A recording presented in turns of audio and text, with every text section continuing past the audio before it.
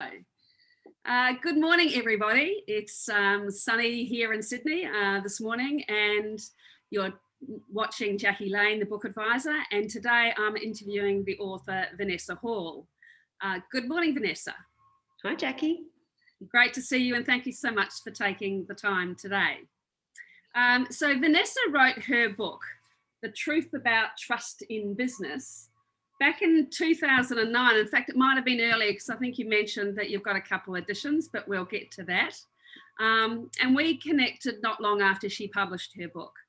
It was an interesting time because the Banking Royal Commission was just being discussed. And of course, trust in banking was the barbecue conversation in Australia.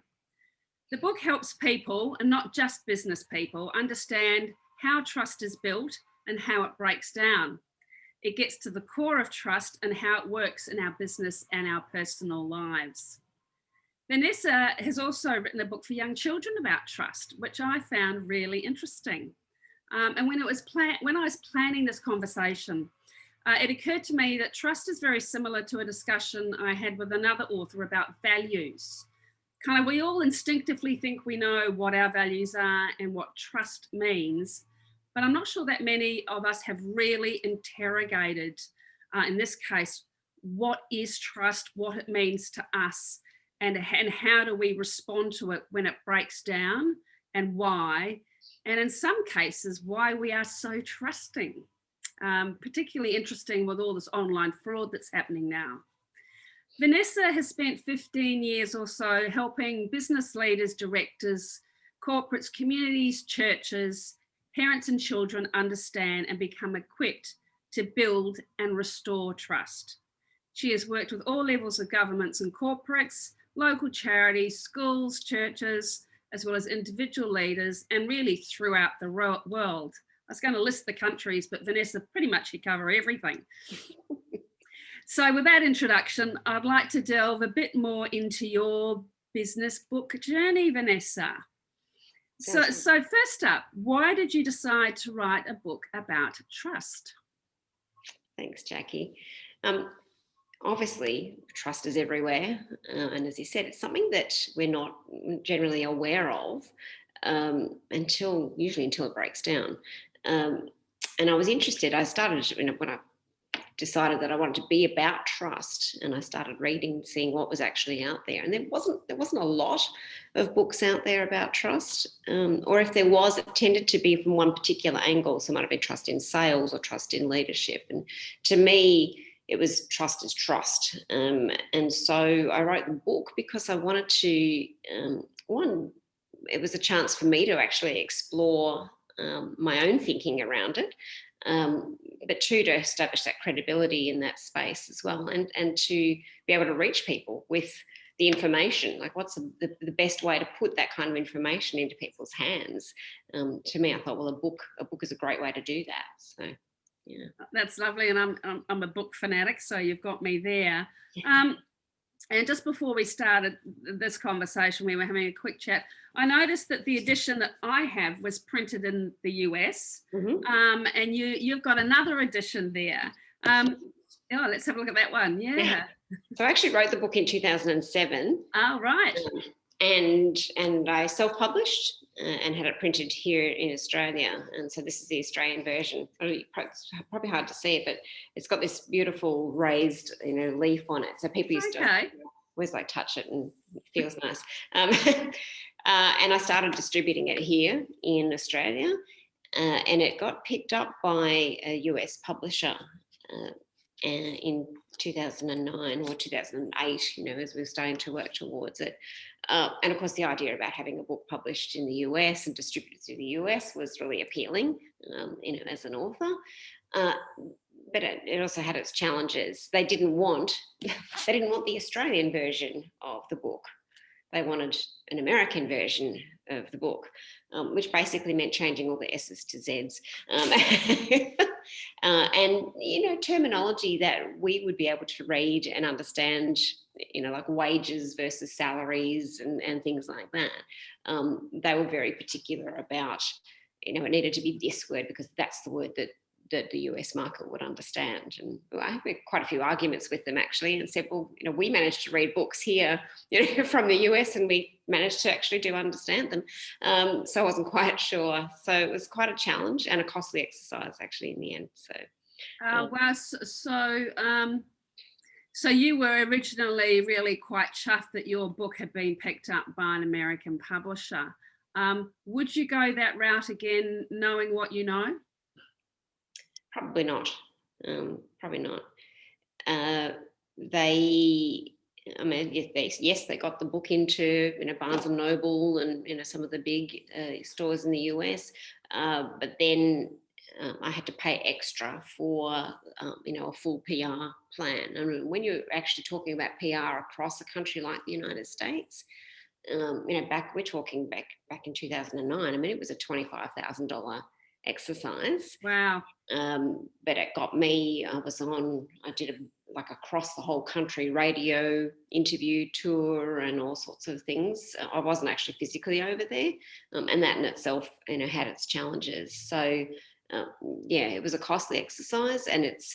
I think unless you're really there and you've got a really, really strong strategy for how you're going to keep the book in front of the audience, it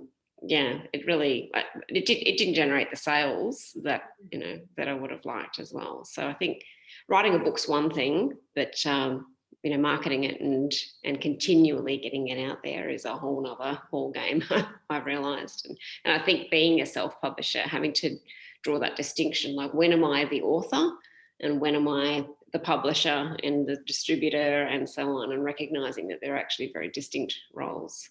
I think you make a really, really good point there. As part of my program, I've got an 8-step program, and 3 parts of it actually have to do with the building the book community, the marketing, and the leveraging of the book. And typically when I'm working with people, they kind of, I try not to talk too much about that early on, because I need to focus on writing their book. And like when we get to the final draft stage, I go, okay, guys, now we're going to get into the marketing and promotion of your book. And it comes not as a shock, but I think that a lot of people, business people, when they're writing their book, think about the writing of it and then not the marketing and other aspects of it. And for me, I always talk about that being a long game. It's 12 to 18 months if you really want to get traction with your book. Yeah, absolutely. And look, I mean, I completely get it. And having been there, I mean, when you invest so much of yourself into writing a book, it's your fingerprint, is all the way through. Your DNA is all the way through the words of that book, and you just assume that people are going to want to read it, and they should. Yes, they should. But getting it in the hands of the people, and it's a very competitive space, as you know as well. How do you get that traction? How do you do that? I've sold more books as a speaker, and getting the book in front of people, than through any other means. Another really interesting point. So that's a great segue to my next question. How has this book helped you with growing your business and your brand over the years? Yeah, it's look, a lot of people said to me, your book will end up becoming an expensive business card, because we don't even really use business cards these days, do we? But that's pretty much what it was. Look, having a book establishes a level of credibility, for sure, and so. Often it became a way to open a door. So I would send a copy of the book with a note, and then be able to kind of follow up. So I definitely got to places and got indoors and got in front of people that I would not have gotten had I not written the book. So it's literally taken me around the world. So I had people contact me. Interesting, just a little story. I got a call from a fellow in Montreal, actually in Canada, that said he was just establishing an institute, the Institut de la Confiance, so the Institute of Trust, and he said, "Look, I've read a number of books on trust, and I found yours." And he said yours was a standout. would you come to Montreal and do some training with our people? And we talked about then running a conference. And in the end, I went to Montreal 3 times, and we set up a whole conference, an international conference on trust in organisations, and had people from experts on trust from around the world kind of coming, and I've shared the stage with some amazing people through that. So had I not written the book, I wouldn't have known I was here. So yeah. Wow, that's a great story. I know you have contributions from other authors in the book. Why did you ask them to contribute? What did they contribute, and how did you manage that process of managing them and the work and delivery and stuff like that? Yeah. Look, I will still always say I have deep knowledge on trust. That doesn't necessarily mean I'm an expert in leadership or sales or customer service or any of those things that I cover in the book. So what I did initially was I went, okay, where is trust prevalent inside organisations, in any organisation, regardless of what it is or what size or whatever, and who are the people that I know in Australia that are the experts in each of those fields, who actually also recognise that trust is a key to that. And so because I was doing the Thought Leaders program, things I was connected to, a lot of those people were connected into that Thought Leaders community. So I reached out to them and arranged time to sit down with them and talk to them about what I was doing, showed them the model for trust. They all went, fantastic. And then I basically drove the process to have each of them write a chapter. I gave them some boundaries in terms of some ideas around how long I wanted each of those, and that I would then write. I kind of introduced them into the in the book, as I do, but then I would also kind of wrap the model back around their chapter. So even if they didn't specifically talk about trust in the way I did, I then kind of picked up some key elements and said, okay, now let's look at what David Penglaze says, for example, in the context of ENPs, which I'd unpacked in the book.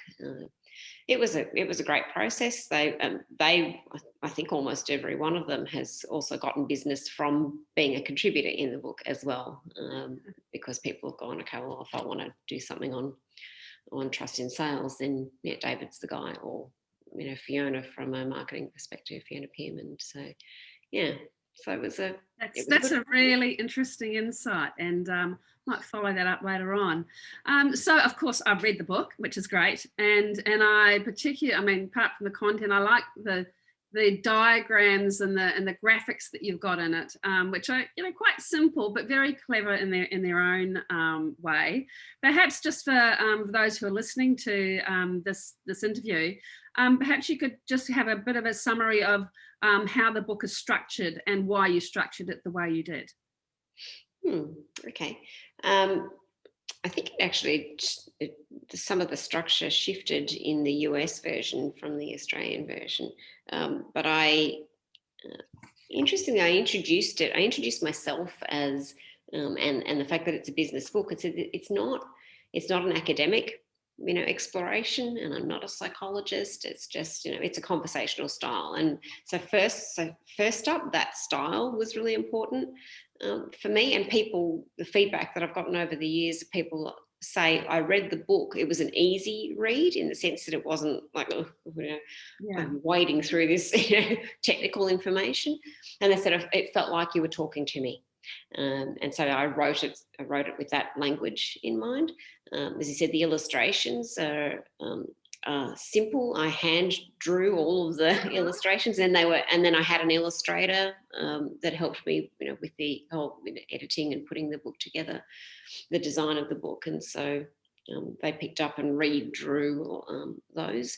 But I specifically wanted, because the model is simple, the ENP model is simple, I wanted it drawn like a hand-drawn picture, because people still, we had a conversation with someone yesterday. They said, I was talking to somebody about trust. They've read the book, and they said I was able to just grab a piece of paper and draw the model for them and explain it to them. And so for me, it's how do you make it translatable and practical as well, because I think sometimes we can get too technical in books, and then it might be an interesting read, but then if people can't apply it, then what's its purpose? So some of it's also, I took the approach of how can I not be selfish here and just write a book that I want to write, but how do I write a book that other people can, see it's the book that they still keep on their shelf or on their desk or whatever, because it becomes a reference point and a practical guide for them as well. So it's structured in the sense that it unpacks the model through the first few chapters, and then I have the other contributors that go, okay, let's go deeper in trust from a leadership perspective, from a people management perspective, marketing, sales, customer service, and then I wrote the governance piece because that was my area of expertise. And then there's some case studies in there as well. So I approached a couple of business people who I believed had done a great job in building trust, and so there's some case studies. And then I put in some little assessments and things like that people can do as well. So very much not just a technical book, but a practical, hands-on, helpful guide. Absolutely, and certainly I read it and a couple of times, and what you say is very true. If there was one thing that you would like the reader to take away from reading your book, what would that be? Only one thing. I know, I was going to say how many things, but they're definitely hours. Look, the trust is fragile, but it can be intentionally built, and it needs to be intentionally built. We need to be a lot more conscious and aware of how trust is formed and how easily we break it down without even realising it. So, and that it needs to be something that organisations do take on, leaders take on, and practically build inside their organisations. So that's great. That's a really terrific insight. Again, about this discussion I was having earlier about values. So many of us think we know what our values are, but very few of us actually step back and really interrogate, what are things that we just simply will not compromise on, or that are really important to us, and doing that. So I think you've done the same thing around trust. Couple of questions about actually writing the book. Yeah, have your cup of tea. We're having a chat, right? So. Yeah, totally. And I'm going to drink my water in a second. What was the hardest part about writing your books? Because I know you've written 2 or 3. What was the hardest part?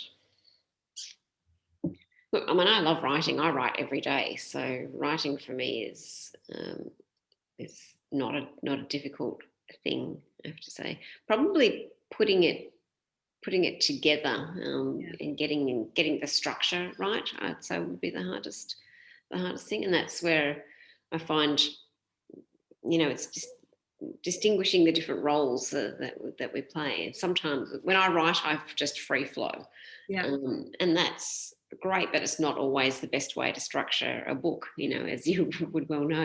Yes. So having someone that's then got the ability to go, okay, that would be a great piece to go here, and then this is the piece that goes, here, and so structuring it, I find sometimes challenging. Yeah, and that's a good point. I actually, it's the first thing I really do. Well, it's the second thing I do with my clients is first thing I do is get them to really focus on who they're writing it for, because many kind of say everybody, and I go, well, that's not clear enough. But then the next thing we do is actually just look at the structure. Yeah, great feedback there. Now I know we've covered a little bit about this really early on, but what was your goal when you decided you were going to write this book, and did you achieve it?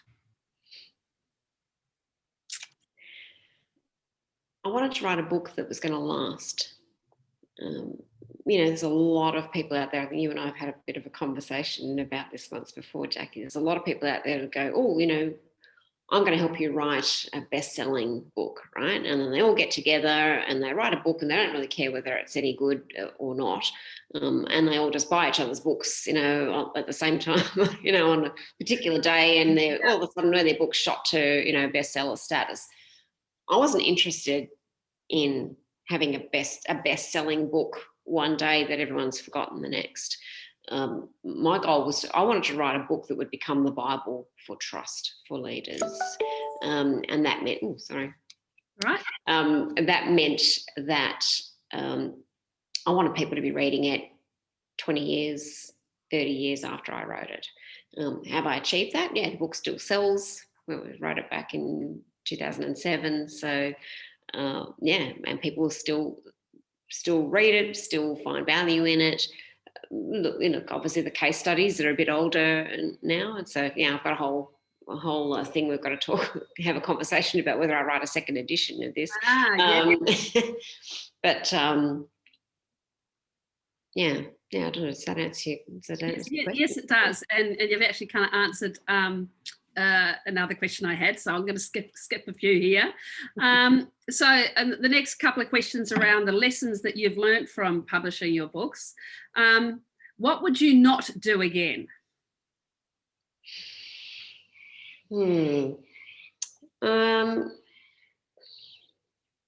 Look, one of the things, and I've got a copy of it here. I actually did a deal with a Chinese publisher, and so my book's in Chinese simplified language through a group that had established themselves apparently as kind of a broker or so on.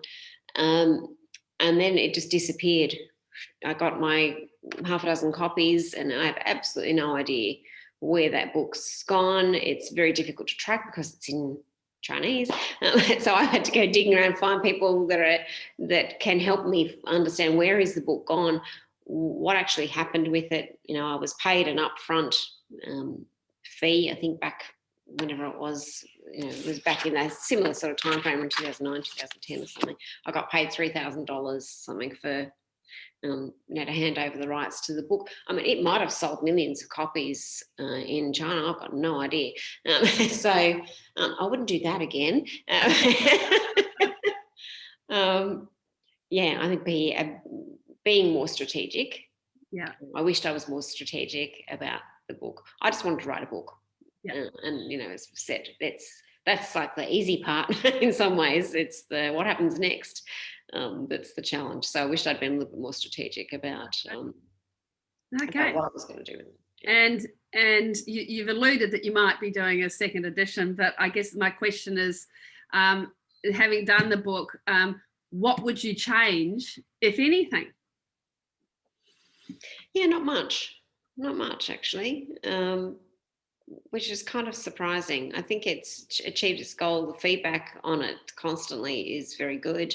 Right. In the US version, I did have somebody that was giving me some business advice and so on at the time. They're like, okay, you've got to put in the free offers, in the book, because at the end of the day, you want to make sure everybody who's bought your book. And I get that on one level, but I ended up, it was kind of like a last minute decision. We threw in all these kind of free offers, which point to, somewhere on a website that's, which, because it's a book that you want the book to last. It's been a nightmare to try and continue to make sure that those links work, because I've changed platforms for my website, over the years as well. And every time I have to go through the process of trying to make sure that I don't lose those links and connections. I think I probably have now. So, I wouldn't be. That's a really interesting point, and I haven't actually ever really thought about that before. So that's really valuable advice. Yeah, it's a nightmare. So if you're going to point people to something, point them to, your website URL, something that is not going to change over time. If you want a book that's going to last, you want, fast forward 15 years, that's been a challenge, a real challenge. So, Terrific. and you don't want a book, when it's a book about trust, you don't want people, typing and clicking on a link going, oh, the link's broken. I mean, getting one of those 404 broken link messages. Yeah, I think there probably are a few in there. So anybody who's watching, if you buy the book, I'm really sorry about that. Oh, well, that's a great point. And I love this because it's, I've learned something today about book publishing that I hadn't actually got a handle on. So that's terrific. So this is the fun part. I think this is meant to be the fun part of the conversation. It's a quick quiz, and it's seven quick questions, and just really keen to get your immediate feedback on those. Okay, do I get a prize? So you ready for this? So how do you read, ebook or print book? Print. Terrific. We love you, Vanessa. The best place for reading, couch, bed, or something else? Usually bed, actually. Interesting. Marking books, are you a page folder or do you write in books? I write in them. No. Sorry. Reading style. Sorry, I write in pencil, can I just say? Okay. That makes a difference. Maybe. Reading style, you read a few, skip a few, or do you read from beginning to end? No, I usually have 5 or 6 books on the go at a time. So I read bits and pieces of them and circle back to them. Yeah. And actually someone mentioned that depending on what type of book it is, if it is a business book, they might read chapters but not necessarily sequentially, whereas a novel they would probably read it from beginning to end. That's true. Outside business, are you a fiction or non-fiction lover?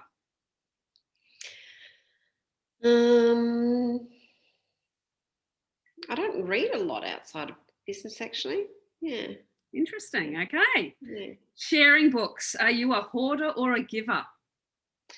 I hoard books. I love books. Used to have one of those libraries with the whole, with the ladder that moves around and everything. Oh, I've always wanted one of them. It was beautiful. But I do give people books as gifts, but I don't give my own books, if you like, because I've got scribbled notes in the sides.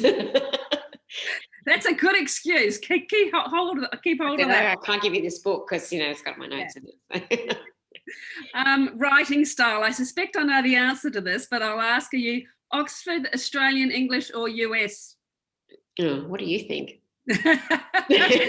Oxford English. You bet. Yes, I'm a bit like that. I mean, seeing Zs and words without U's drives me a bit nutty, to be quite honest. I can put up with it, but with difficulty.